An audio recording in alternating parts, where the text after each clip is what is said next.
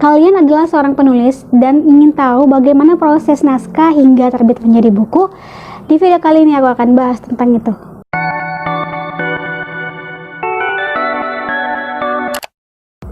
Halo people, welcome back to my channel. Halo semuanya, apa kabar? Aku harap kalian dalam keadaan happy and healthy. Jadi di video kali ini tuh aku akan membahas tentang bagaimana proses naskah hingga terbit menjadi buku. Nah, biasanya nih kalau penulis-penulis pemula gitu, atau kalian ingin berprofesi sebagai penulis gitu, ingin tahu bagaimana sih proses naskah itu menjadi buku. Nah, di video kali ini aku akan bahas, tapi sebelum ke videonya jangan lupa untuk subscribe, like, dan share ke media sosial yang kalian punya biar kalian gak ketinggalan video-video selanjutnya. Oke, without further ado, mari kita ke videonya langsung aja. Jadi yang pertama itu, jika naskah kalian sudah selesai, ada baiknya cari tahu dulu tentang penerbit yang ingin kalian tuju. Apakah penerbit tersebut menyediakan email atau langsung kirim naskah melalui pos. Biasanya sih banyak penerbit gitu menyediakan email untuk kita mengirimkan naskah kita ke mereka. Tapi ada beberapa penerbit juga yang masih via pos, atau kita tuh print out dulu naskah kita sudah lengkap semuanya, lalu kita kirim via pos ke alamat penerbit tersebut. Tapi kalau misalkan zaman sekarang ini kayaknya sudah nggak ada lagi ya kayak gitu. Tapi biasanya kebanyakan sekarang penulis menyediakan email, alamat email untuk kita mengirimkan naskah kita ke mereka. Yang kedua, biasanya setelah kirim naskah, penerbit membalas email kita itu yang isinya jangka waktu proses review naskah. Nah, biasanya memakan waktu 3-6 bulan dan tidak menutup kemungkinan ada yang setahun gitu. Berbeda dengan penerbit indie, biasanya penerbit indie itu memakan waktu yang singkat, biasa sebulan, paling lama 2 bulanan proses naskah itu. Nah, kalau di mayor biasanya memakan waktu yang lama gitu, hampir setahun. Ya, sabar-sabar aja karena antrian naskah itu pasti banyak banget. Jadi nggak cuma naskah kalian aja yang ada, tapi banyak banget naskah dari penulis-penulis lainnya gitu. Jadi ya siap bersabar saja. Yang ketiga, jadi penulis diminta untuk menunggu dalam jangka waktu tersebut sekitar 3 sampai setahun lah paling lama ya. Jika dalam jangka waktu tersebut email penerbit tidak kamu dapatkan, kemungkinan kamu ditolak penerbit tersebut. Tapi kalau misalkan penerbit membalas email kalian dan penerbit meminta kamu menindaklanjuti naskah itu, kayak ngerevisi gitu, berarti naskah kalian itu di ACC atau sudah diterima oleh penerbit tersebut. Selanjutnya, nah setelah di ACC nih ada juga nih tahapannya. Ada yang ACC dan tinggal revisi. Jadi penulis diminta untuk revisi beberapa bagian di naskah mereka. Terus ada juga dengan syarat gitu, kemungkinan ganti judul atau ganti tokoh tergantung dari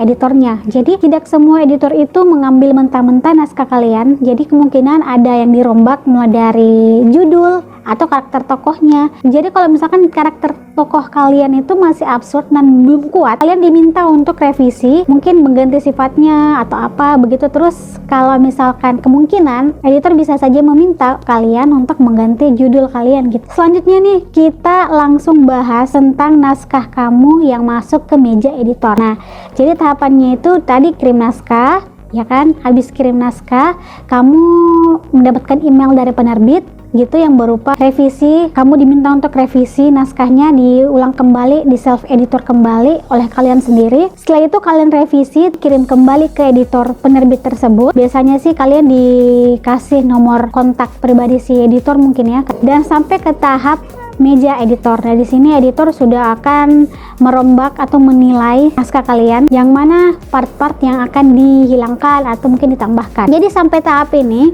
kamu tinggal menunggu sampai ada kepastian naskah kamu itu selesai dibenahi. Jadi editor sudah benahi naskah kalian, sudah minta kalian untuk revisi, mengganti judul misalkan kalau kemungkinan, atau mengganti ke bagian-bagian yang mungkin tidak dibutuhkan atau mungkin terlalu boros kata gitu. Nah, kalian tinggal tunggu saja sampai naskah kalian benar-benar selesai di meja editor. Setelah editor melakukan tugasnya, masuk ke meja layouter. Jadi setelah kamu revisi gitu, sudah ACC dan kamu juga sudah ACC gitu, naskahnya sudah nggak ada yang kamu komplain lagi gitu, kamu keberatan, ini ceritanya aku mau kayak gini editor gitu, tapi editor nggak mau juga. Jadi kalian harus klop gitu Jadi penulis sama editor itu harus sama-sama nyambung. Kalau misalkan penulis nggak nyambung, editor juga nggak nyambung, nggak bakalan ketemu itu naskah. Jadi sebagai penulis kalian harus bijak dan juga harus paham bahwa di sini tugasnya editor adalah memang untuk memeriksa naskah-naskah kalian mana saja bagian-bagian yang tidak diperlukan seperti itu. Jadi percayakan saja naskah kalian ke editor penerbit. Sampai mana tadi layouter ya. Jadi setelah ke meja editor, naskah kalian akan berpindah ke meja layouter.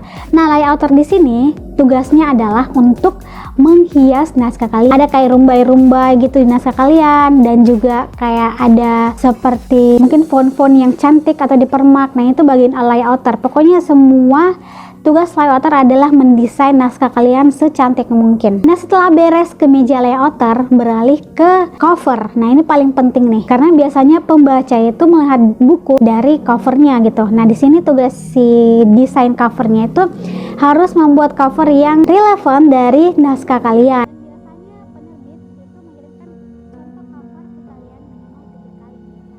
Gantung dari penerbitnya. Kalau misalkan sudah ACC atau mungkin satu kali saja sudah ACC, sudah selesai. Nah, setelah naskah kalian sudah di cover, sudah di layout juga, biasanya penerbit melakukan proofreader.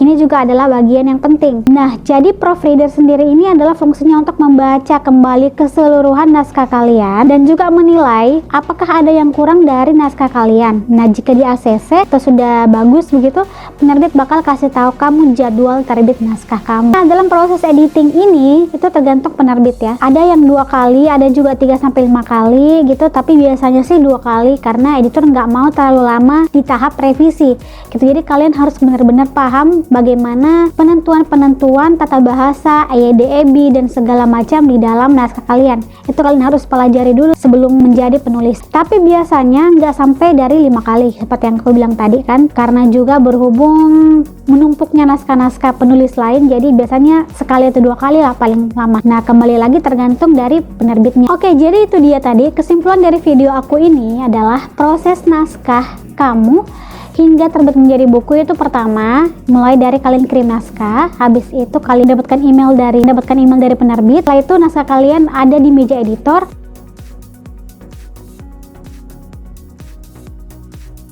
Kalian akan ngomongin tentang jadwal terbit kalian atau launching buku kalian seperti itu. Oke, mungkin sampai sini aja video aku. Semoga bermanfaat. Terima kasih sudah menonton. Jangan lupa untuk subscribe, like, dan share ke media sosial yang kalian punya biar kalian gak ketinggalan video-video selanjutnya. Have a nice day. Bye bye.